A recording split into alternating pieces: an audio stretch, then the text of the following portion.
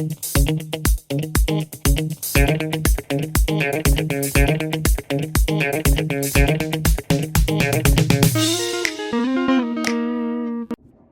there, it's me again.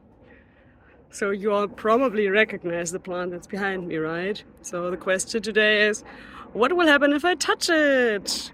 Although that one is too easy, right? So let's look at another question that might be a little bit more interesting.